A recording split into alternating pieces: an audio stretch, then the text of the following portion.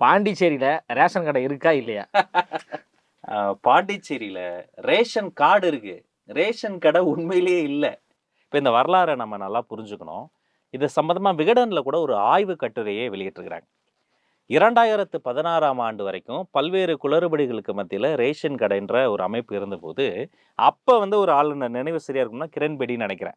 அதுல பல குளறுபடிகள்லாம் இருக்கிறதெல்லாம் பார்த்துட்டு, இந்த ரேஷன் கடைய வந்து டைரக்ட் பெனிஃபிட் அதாவது அந்த பயனாளர்களுக்கு அக்கவுண்ட்ல வேணா காசு போட்டுறலாம். ரேஷன் கடைய வேணான்னு மூடியிருக்கிறாங்க.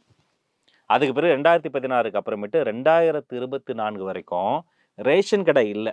அப்ப ஆல்ரெடி அந்த ரேஷன் கடைகள்லாம் இருந்ததுல பல வாடகை கட்டடங்களா தான் இருந்திருக்கும். அதையெல்லாம் பூட்டு போட்டுருக்காங்க. பூட்டின கட்டடத்துக்கு இவங்க சரியா வாடகை கட்டணும்ல. வாடகை கட்டல.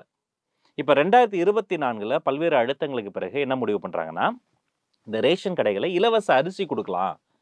நல்லா கவனிக்கணும். இப்ப நான் உங்களுக்கு தெரியும் ரேஷன் கடையில போய் தான் நான் வந்து இப்பவும் பொருள் வாங்கிட்டு இருக்கிறேன். நான் போயிட்டு பாமாயில் பாக்கெட்டு, பச்சை அரிசி, பருப்பு, சர்க்கரை தேவையான இருந்துச்சுன்னா அங்க சின்ன சின்ன பாக்கெட்ல மளிகை சாமான்லாம் சேர்த்து ரேஷன் கடையில மாதந்தோறும் போய் என்னுடைய ஃபிங்கர் பிரிண்ட் வச்சு வாங்கிட்டு வந்து நான் வந்து வீட்ல அது வந்து ஒரு கடமையாவே வச்சிருக்கிறேன். ஆனா அங்க அரிசிய மட்டும் இலவசமா தரலாம். ஏன்னா, அந்த அரசியல் அழுத்தம் காரணமா அரசாங்கம் முடிவு பண்ணி என்ன பண்றாங்க, போய் பார்த்தா ஏற்கனவே வாடகை கட்டாத ரேஷன் கடைய எப்படி அந்த ஹவுஸ் ஓனர் லேண்ட்லார்டு தருவாரு? தரல. இப்ப குடுக்குறோம்னு அனௌன்ஸ்மென்ட் பண்ணிட்டாங்க.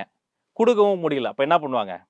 நம்ம ஒரு எம்எல்ஏக்கு தெரிஞ்ச வீடு, அமைச்சருக்கு பக்கத்து வீடு, அது மாரி ஒரு இடத்துல வச்சு, சும்மா 2 மாசத்துக்கு ஒரு வாட்டி 10 பேர்ட்ட குடுக்கறது, ஃபோட்டோ எடுக்கிறது. ஓ! சரி, சரி. இங்க நம்ம ஆட்கள் பண்ற மாரி. அதேதான். அதே சரி. டெய்லர். நம்ம ஆட்கள் அதேதான். ரைட்.